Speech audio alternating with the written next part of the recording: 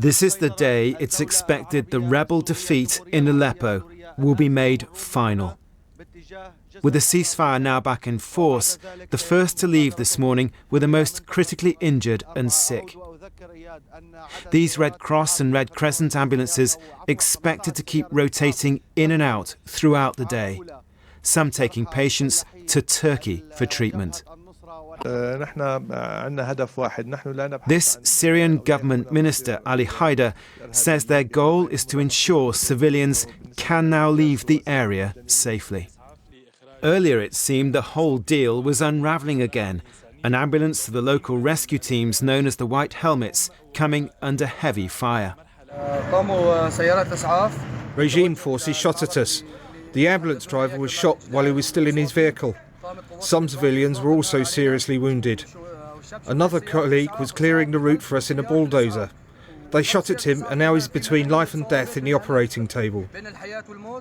Despite this, the evacuation has been going ahead as planned so far. These buses, due to take hundreds of rebel fighters and their families out of the tiny enclave of eastern Aleppo, still under their control. They're heading to another rebel stronghold nearby. For them, this is a humiliating defeat. The battle for Aleppo was the biggest, bloodiest, and possibly most important of the 5-year civil war.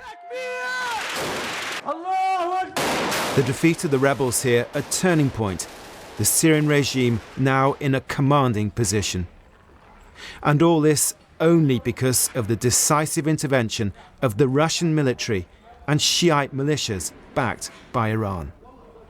With tens of thousands killed and injured in the fighting here, the international community is being condemned for not doing more to help the civilians.